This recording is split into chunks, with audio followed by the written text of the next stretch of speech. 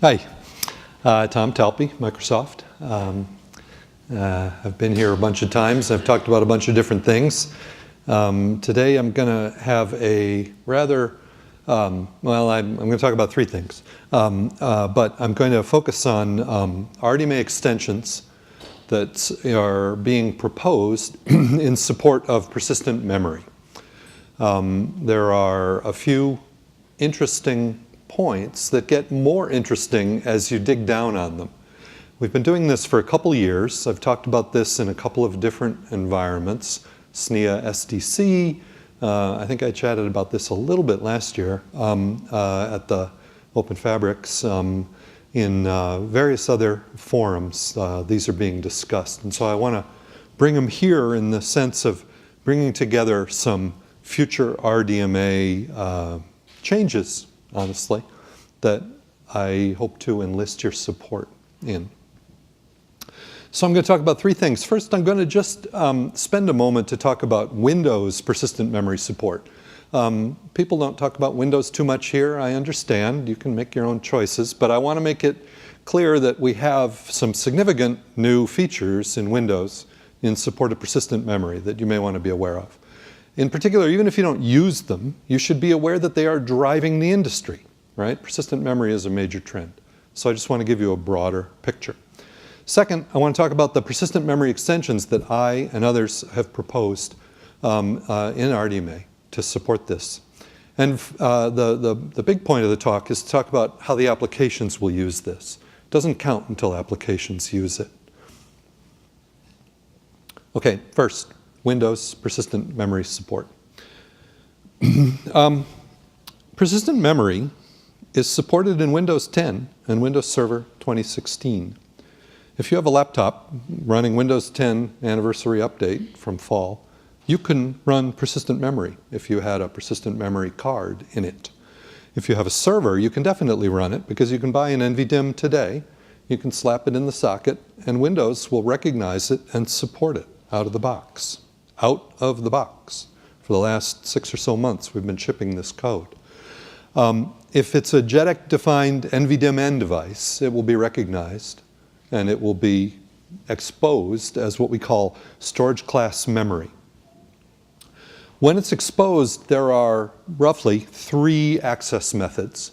Some of them get multifaceted under the covers. The first, probably the easiest, most straightforward way to use storage class memory is to create what's called a DAX file system on it. It's a format, it's basically NTFS with a special flag that is effectively a RAM disk. It basically turns the storage class memory into a RAM disk. It's persistent. It supports mapped files for high performance, and it supports plain old files as well. You can do a standard create call to open the file, read it and write it using traditional APIs. So it goes faster that way. It goes way faster when it's mapped. I'll show you a couple numbers. Second way to consume persistent memory is via block mode. Basically, this is the RAM disk device. You open the device itself, if you will. This is very good for legacy applications that want to use low latency local storage in a persistent memory module. Things like databases, for instance, that want to open the raw device. And finally, application interfaces. You can write an application to access this device. They can use the DAX file, or they can use the raw disk. There are lots of ways to consume it. Basically, you'll open the memory, and you will gain access to it in various ways. Mapped in traditional file. As I said, you can map it, or you can read it and write it. The NVM Programming Library, the open source NVML, is supported on Windows. We haven't shipped it yet. I need to verify when it will be promised to be shipped, but it is available and it is running as open source, nvml.io. That's the URL. And finally, PMEM aware open coded. You can basically, if you know what you're doing, if you know what processor you're running on, you know what instructions to execute, they're called CLFlush and CLFlush opt, things like that. You can open code this and it runs on Windows. So once you get a handle to the memory, you can use user mode instructions to access it. All works out of the box today. Boot Windows, there it is. So a quick look at the direct access architecture. As I said, there's support beginning in Windows Server 2016 and Windows 10 Anniversary Update. The app has direct access to storage class memory. You can see that down at the bottom. Maybe I'll use the virtual laser pointer. Does that work if I click? Oops, that's not going to work. I don't know how to do that. So anyway, you can see the storage class memory down at the bottom. And right over there.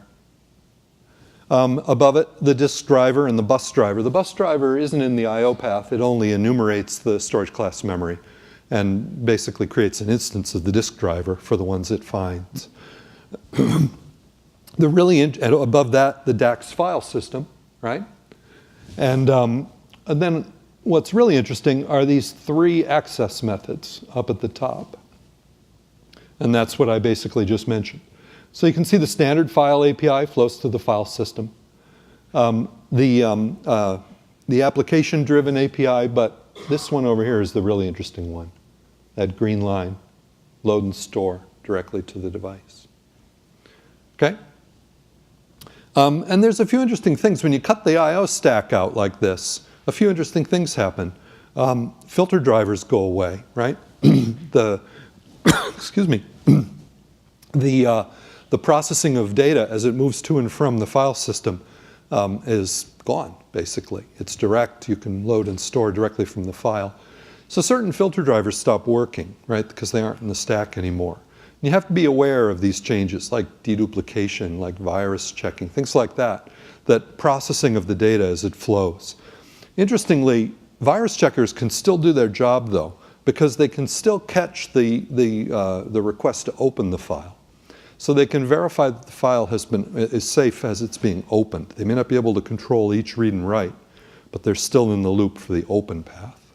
So those are slight differences, things to be aware of.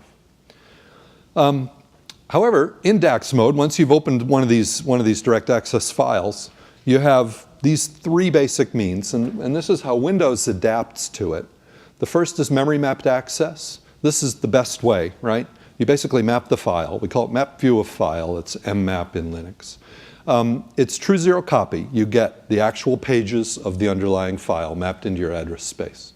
So poof, you read it and write it by loading and storing, just like it's dereferencing a pointer. It is dereferencing a pointer.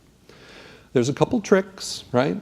You need to flush it every once in a while when it's to make it persistent. Cached I/O access. This is if you've opened the file via read and write, and you're reading and writing it in a cached I/O paradigm. The cache manager is still there, creates a cache map. However, the cache map maps directly to the PM hardware. So it's one copy, right? When you write, it goes into the cache, which is in fact the file. So it's not load store, it's read write, but it's one copy. And it's consistent, and everything works well. There's a few quirks. Once again, no paging reads or paging writes are generated by the kernel, but because it's already in cache, right? The file itself is in cache. It's not hard to adapt to that. Non-cached I/O access is even easier. We just cache the file, right? We basically take the same code path for cached and non-cached. So we get the same behavior for cached and non-cached on these files, which is pretty neat. Backward app compatibility, this is the block mode volume. This is the so-called RAM disk volume. You can basically provide all the existing storage semantics, but have this underlying persistent memory array be a RAM disk. So once again, the path has been shortened. There's no store port, mini port in here once it's all plumbed through. No SCSI translations, this is raw B copy, mem copy down at the bottom of the stack. But it's nonetheless fully compatible with any existing applications. Supported by all the Windows file systems. You can create a file system on one of these things. It may not be quite as reliable as you wanted, because while it's persistent, the error case is what trips you up here. But it's a good way to have an old application run on one of these new devices. And just a quick performance comparison before I move on. Here's just a number that we got last year, mid last year, using 4 kilobyte random writes with just one thread on a single core. All right, so this is no parallelism whatsoever. And we ran an IOP benchmark, as well as measuring bandwidth, on an NVMe solid-state device, right, a PCI-attached NVMe device, a block mode NVDIMM, that's an NVDIMM running this RAM disk, and finally a DAX mode NVDIMM, that's a NVDIMM with a DAX file system reading and writing a mapped file. And you can see that the IOPS are extraordinarily better when you go to full DAX mode, because effectively you're doing loads and stores, data copies, CPU-driven data copies. So, you know, a 4.3 gigabyte per second line rate or op rate, and over 1 million IOPS. Just, you know, out of the box. And just one more quick note. Using it in Windows is really simple. You just do a format command. You add this flag called /DAX. There's both a old command mode and a new PowerShell mode example right there. And if you're an application, you can query whether it's DAX volume by inspecting the file system flags. It's just a single bit turns on in those flags to indicate that it's DAX. And for an application, you basically memory map it. You know, map it into your address space and memcopy. You know, it's just memory. Flush view of files important if you've written it and wish to make the data durable, right? That pushes it all the way to the device and ensures that the device has guaranteed that it's safe. Or you can use non-temporal instructions. Those are pretty cool because they bypass the cache. And there are lots of other tricks that the Intel NVML library already knows. But if you know them, you can play them too. All right. Enough of the Windows background. But remote access to persistent memory. Remote, first word. Remote. Remote. Remote. One copy of storage, one local copy of storage, isn't storage at all. I just want to point that out. It's like memory today. It's local. It's temp. Okay? I know that HPC applications use a local copy, but the real copy is off someplace else, and it's replicated, and it's, you know, out there in a robust way. An enterprise application, enterprise-grade storage, would never, ever, ever tolerate a single copy of data. They don't want 2 copies of data. They want 3, 4. They want, I mean, the cloud wants couple dozen, right? Whatever it takes to get the erasure coding properly smeared around the network. So local I/O really isn't very relevant. You know, you can quote it and it's interesting and everybody wants to make it as good as possible. But you need remote access to this thing to deploy it in today's world. You need to replicate it. You need multiple copies of it. So the network is critically important to the architecture of this storage going forward. Right? Just because it's durable doesn't mean it's safe. So, you know, remote access, it's all about remote access. Where PMEM is involved, the value of persistent memory is latency, right? It has hundreds of nanoseconds of latency. You don't want to lose that latency over the network, right? We've built these huge storage stacks that are, you know, wonderful storage stacks, but there's a whole lot of value in them, right? They have software RAID, they have management, they have replicas, they have, you know, CPUs are involved in this, and multiple hops are involved in implementing this. All those hops add latency, and so we're going to sit here today and scratch our heads and say, you know, why can't we get the single-digit microsecond latency that the fabric gives us here? Right? If we have a couple hundred nanoseconds in the box to fetch a byte or store a byte, we have a couple of microseconds to traverse the network, why can't we do that end-to-end in a couple of microseconds? Just like we bypassed all those file systems locally. All right? So that's the challenge that I've been taking on for the last two years-ish. Obviously, here we are. We want to use RDMA, right? It bypasses the CPU. It bypasses a lot of things. It's a very rich network protocol. So that's what we want to do. Interestingly, we need an extension. We need at least one. I think we might need 3, or at least some rules. So what I've been talking about for quite some time, I guess I haven't mentioned it here, which is why I'm here, and I apologize if I've shortened this somewhat. But we have a number of proposals on the table in the industry today. What we need is a remote guarantee of durability, right? We know we can get the data to another node with RDMA. How do we make it durable with RDMA? Using only the RDMA protocol, how do we make it durable? RDMA write alone is not sufficient for this semantic. Now, in the other environments, I have about a slide or two on why it's not sufficient. But I'm going to assume that everybody in this room knows that RDMA write does not guarantee that the data has reached memory, right?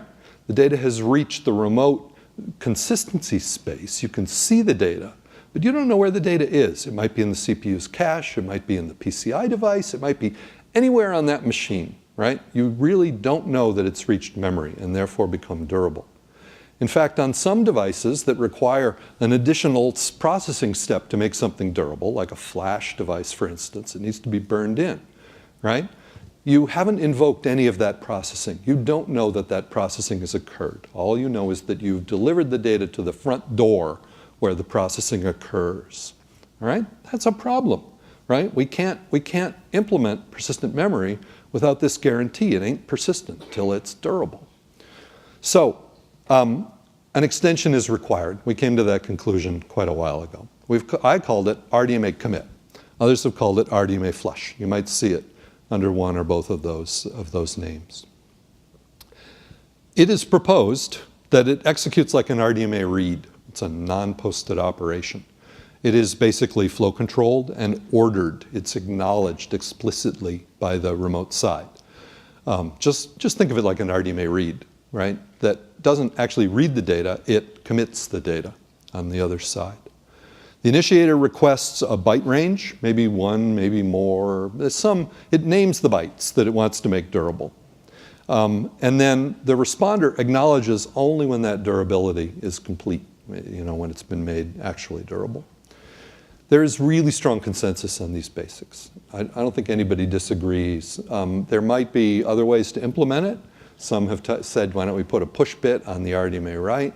That really changes the architecture of the protocol and of the NIC. It's not supported by PCI either, by the way.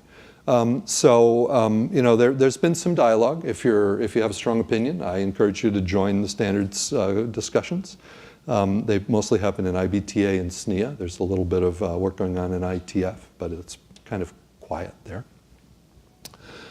Anyway, think of an RDMA read called commit. It's being worked out. The scope of the durability is also being worked out. Some have said, I originally proposed that it be a list of regions, right? You could have one, but you might have more of naming a bunch of bytes. That turns out to be difficult for the NIC, and the NIC vendors prefer a connection-oriented guarantee. I will make durable everything you have sent prior to that operation. That's their guarantee. That's not bad, but it means sharing the connection gets a little awkward because you're making other people's data durable. There's a lot of overhead there. The error case is a little weird, but it's okay. We can probably deal with that. And there's some additional semantics around this that I've hinted at that I want to talk about. But before we do that, let's just talk about how upper layers might use it. I'm a storage guy. I own SMB3 and SMB Direct at Microsoft. So I'll talk about that one. But I've proposed something called push mode. I call it push mode. NFS RDMA, Chuck Lever referred to this yesterday in his active queue. NFS RDMA can do the same thing. Any other storage protocol can do the same thing. You can even do this directly to an NVMe device. Some of these NVMe devices have kind of a dual personality. They have an NVMe PCI personality. They also have a memory bar. They have a PCI bar that they expose. So they'll respond to reads and writes. All these devices can sort of live underneath this protocol, this commit request. Note to OFA, there will be verbs, right? This is a new operation. It will have a verb.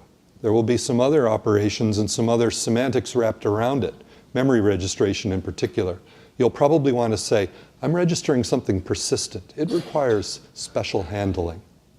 There will be verbs. I welcome your participation in developing those verbs. So here's the example with SMB3. Remember the picture of DACs before, and you could see that there was a traditional I/O path to the device. As well, there was this bypass I/O path to the device. When we have a remote server, an SMB3 server in this case, we actually have 2 bypass paths to the device. So here we have, an SMB server, which you can think of kind of like an application, opening a file in a DACS file to live in persistent memory. Got to keep my head pointed forward so the microphone picks me up. There's a buffer cache that's not really a buffer cache. It's basically, it manages mappings directly to the PMEM, right? That dotted line is a mapping. So the pages live in PMEM, but they're mapped into the buffer cache. Therefore, the SMB3 server doesn't have to do I/O to get to those pages. It can do loads and stores, just like the application could do loads and stores, right? And an RDMA NIC can additionally do that. So what's interesting is there are 3 ways to get there, right? And I put the little skinny arrow down at the bottom, and I put the fatter arrows up at the top. One of them is software driven from the server, and one of them is NIC driven, hardware driven from the device. And so I expect performance to go up similarly to the way we saw performance go up on the Windows local picture by a huge factor, right? As we move up this list. All right? And I just want to point out that we can actually enable 2 and 3 even before we have a commit extension. And the reason is we have this server, this SMB3 server, this software that we can signal commits from. We can send him a flush command, and he can do the flush, even if we can't do it via the NIC, which is cool. That means we can get 90% of our benefit today because we have a CPU sitting there. In the future, I don't want that CPU to introduce that latency, but I'll live with it for a while. We got 3 orders of magnitude on the table. I'll take 2, 2.5, 2.75 of those orders of magnitude. Honestly, that really is about as much it is, right? We have millisecond delays from rotating drives down to, microsecond delays, or maybe better, from memory. Okay, the home stretch, remote persistent memory workloads. This is where it gets interesting. How do we light up the stack that we've built? So I'm just going to show, I should have put a little summary slide. I'm going to show about 4 or 5 scenarios here. And they kind of pretty basic. They're things you've seen before. The first one is pretty obvious. I want to do basic replication. Okay? I got a block of data, a hunk of data, I don't care. It might be a byte, it might be a block. I want to write it to one place and I want to write a copy of it to a bunch of other places. All right? So for each replication stream, I have a very, very simple workload. It's write, maybe a few more writes, commit, write, commit, write, commit, write, commit, write, commit, write, commit, write, commit. That's all I'm doing, right? I'm just writing data. I want to make it durable. I might not want to make every write durable. I might want to batch them up a little bit, but my goal is put some dirty data, make some dirty data durable. There's generally no overwrite in replication. There's definitely no sharing. There's no particular ordering dependency, right? The initiator basically has a bunch of dirty blocks. He pushes them out. All he wants to do is clean the dirty blocks, basically. There might be ordering. That's OK. But there's a more interesting one coming up that I want to use for the ordering example. And there are no real completions at the data sink, right? We're only replicating. We're not giving him data that he needs to process. We're just making a copy of the data, right? So this is a really ideal workload, right? We can just stream these things. Multiple connections, multiple operations in flight.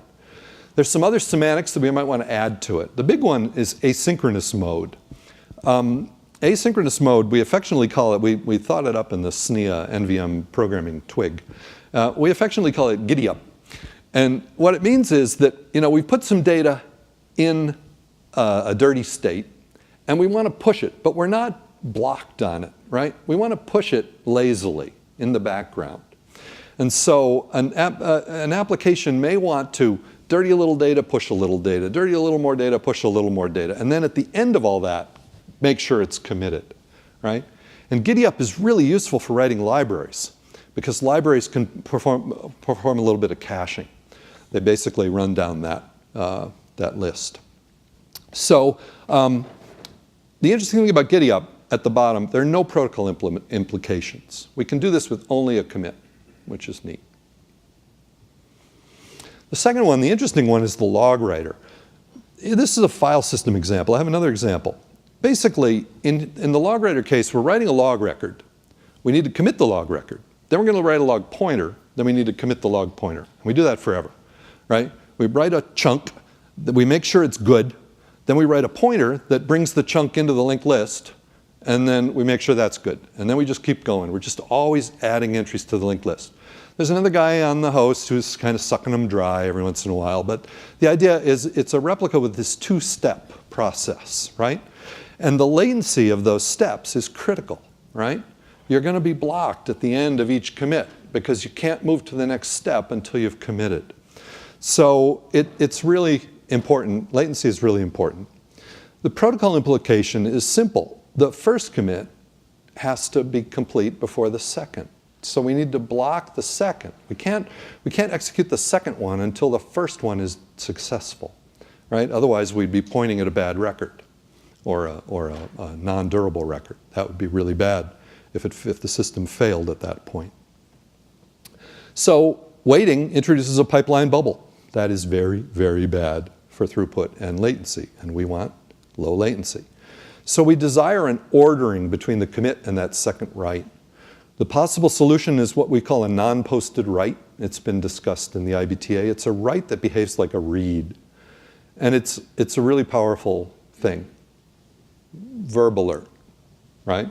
New type of write, new verb.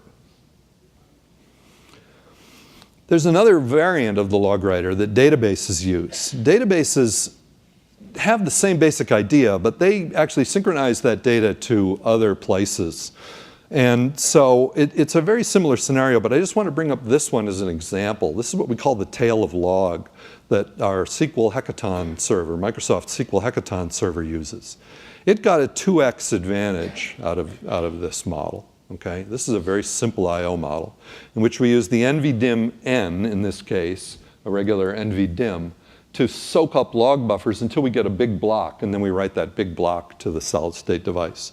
Used to be we would write each log buffer straight to the solid-state device, and these green boxes turned into red boxes because they were critical to the completion of the transaction. So we improved latency a lot by soaking them up in NVDIM. There's no particular additional protocol implication here. But here's where it gets interesting. What if we do that log write with active-active signaling? What if the second node, it wants to stay really close behind the first node, so in case the first node fails, it can take over quickly. We want to tell them we've dirtied the data, right? We've used this NIC to write to the persistent memory. How does he know, right? RDMA reads, commits, they give him no completion. So we want to generate a pure completion after the durability is achieved, right? As if we were doing a remote log cleaner, which is exactly what they do. So the simple way is for the initiator to wait for the commit completion, and we're back to the pipeline bubble. The better way is to have an ordered operation rule at the target. This is just now being discussed in IBTA.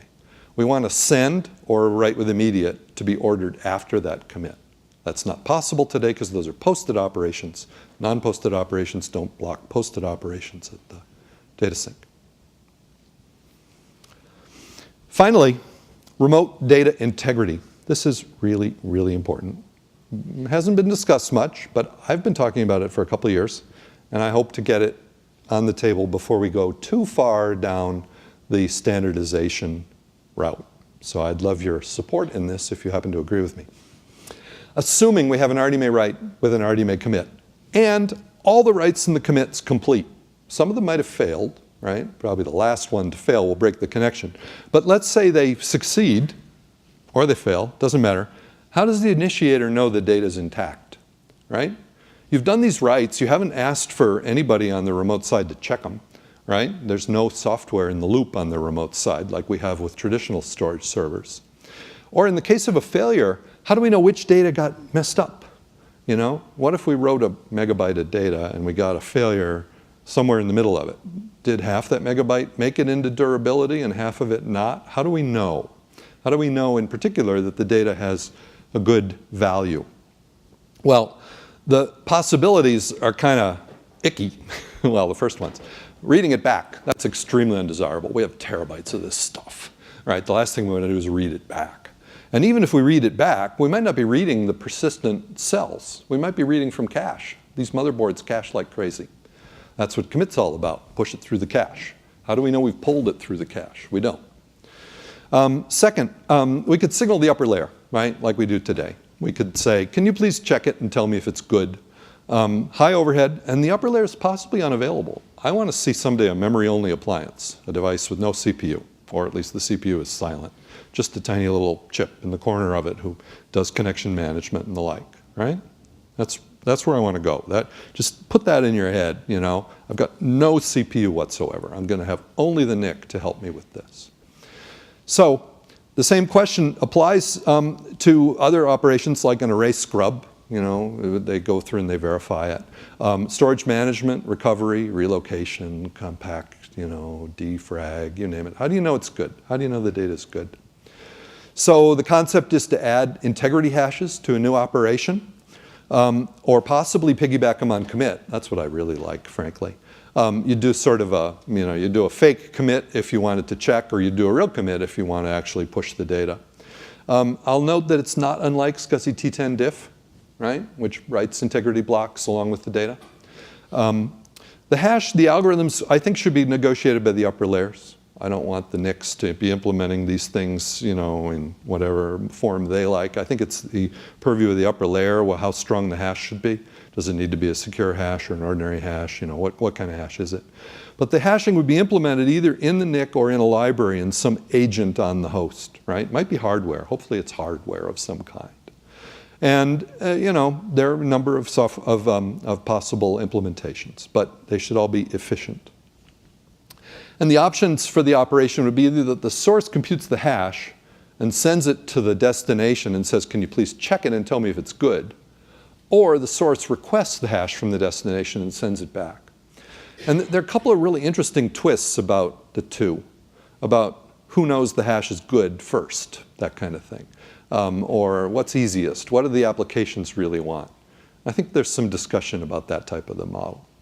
That's under discussion, primarily in the SNIA NVM Programming Twig, where we have this operation called optimized flush and verify. That's a commit and check.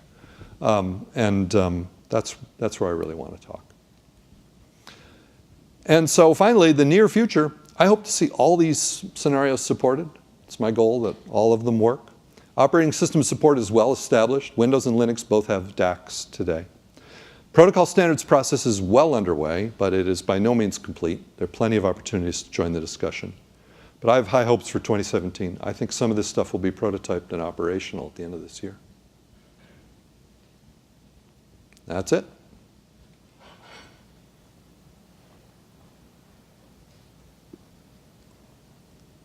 Hi. I have a very basic question regarding that memory mapped I/O. You said there's a 0 copy for the persistent memory. So to my understanding, for the older approach, you have a memory and they have a back install. So basically, you have to have a copy when you do flash. Yeah, that would be the cache manager model. Right. Yeah. So in the new approach, are you seeing that you have really a memory for the persistent device? Yes. You do have a memory. That's what's available today. Okay. I mean, the best example of that is called NVDIMN, which is an NVDIM device that has a persistent capability. So you have a memory address for that device. It is a memory device. It is directly mapped as memory. Okay, there's a memory address for that. Okay, so that comes to my second question. So you are saying that for the unique, in order to make sure the operation is durable, you need a commit. What if you make that memory have different types? Just like a regular memory, you have an uncacheable memory. Right. You have other types. Right? If you make There certainly are. There are multiple types. Right. The best example is the NVMe on a PCI device, flash memory on either a memory bus or an I/O bus, or raw memory. Right. My 3D crosspoint. There's another example. My point is that if we don't have an RDMA commit for the write. That's right. If you make That's why we have to make one. Yeah, but if you make the memory type as uncachable, so it's all transparent to the RDMA device. False. Unfortunately, false. Okay. The modern architectures, you can't actually force the cache off. Or if you do, you really don't want to run on that system. Okay. Intel has something called DDIO that allows the I/O to actually not go to memory at all, but land in the CPU's cache. Right. It's great if you want to give the memory to the CPU, but we want to put the memory in another place, and it's very hard to steer it. It's also extremely hard for the initiator to know what the topology of that motherboard is. So it's best to abstract it into this operation called commit and let something on that remote system figure out what that is. Okay. I believe we need to decorate the memory registration verb to help it make that decision. But that's a personal opinion that I didn't drill into right here. Okay, thanks. Okay. Yeah. Yeah, I had a question about the RDMA verify. Is that going to be on, you want to make it on a per write basis, a per commit basis? Or well, good question. Will the RDMA verify be on a per write basis, per commit basis, that kind of thing? It's an open question. I think that if the only thing you want to verify is the result of each write, then the logical thing is to piggyback it on commit and just have it, basically be a result of the commit. I think that would increase the cost of a commit, possibly in a negative way, but there may be ways to optimize that out if it's not needed. On the other hand, it won't help you with things like scrub, where you didn't write, you just want to read and verify. So that would be an argument for creating a new operation that operated on a region without having previously written it. I don't have a strong opinion either way. I mean, I have some preferences depending on some of the other aspects of the requirement. We need application input, if you will, right? How would applications consume such a feature? Okay, thanks. Okay. Tom, you've mentioned the NVM Programming Twig, which is great. Would you mind also mentioning the work products that come out of it that are available to the open community, that is not something that requires membership in SNIA? Sure, yeah. I apologize. I had a whole SNIA presentation which didn't make it onto the agenda here, but I can take a moment. SNIA, the Storage Networking Industry Association, is a long-standing organization around storage networking, right? Networked storage. They put on a number of events per year, every year. The Storage Developers Conference that I frequently attend is in September of every year. And they have other things. In recent days, back in January, we had something called the Persistent Memory Summit, which was a SNIA-sponsored event in San Jose. And the SNIA has these things called technical working groups, TWIGs, which I participate in this one called NVM Programming. And the output of that TWIG has been a large number of white papers, effectively, which are architectural statements about this general technology area, about the problems, about the advantages, about standards-related issues.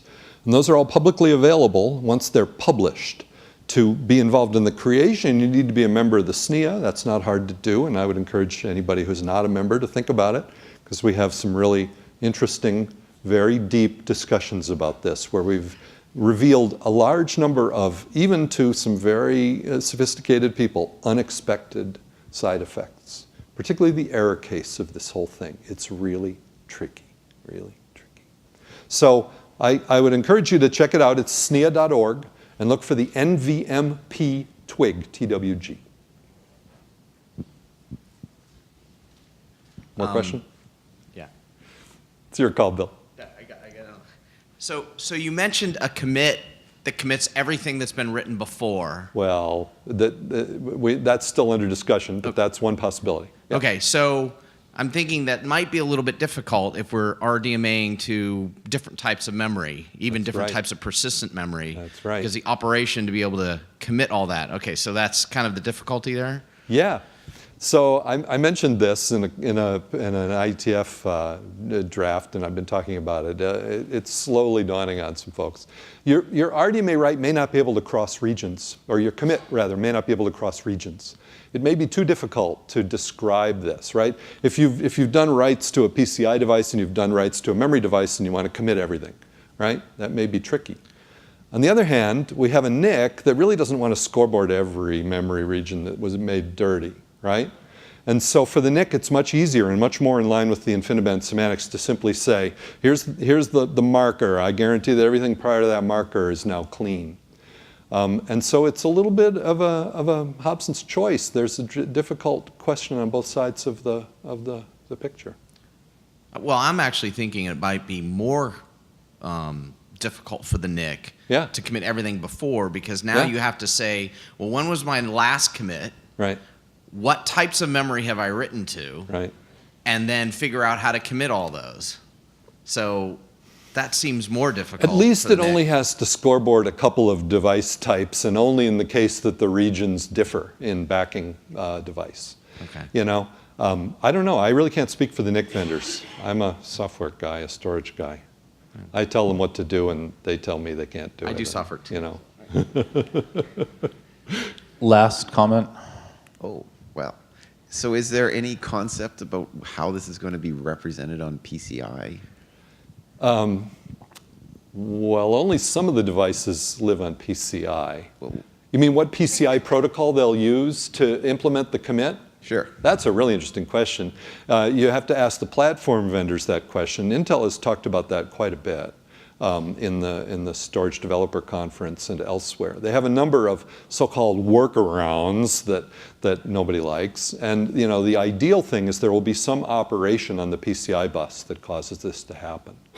You know, on traditional platforms, it was called a flushing read.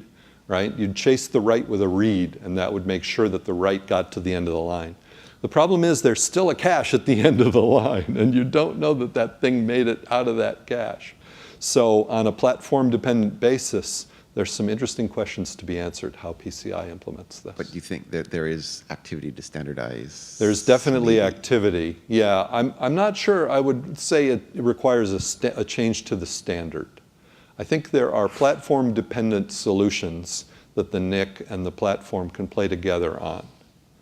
You know, hints, if you will, in PCI operations and the like. That sounds awful. I personally think they're a little ugly, but once again, I'm the software storage guy up at the top of the stack, right? I'm not going to stifle innovation in the platform or require some very difficult PCI modifications in order to enable this. I want the fastest, simplest working solution. Okay. Great. Thank you.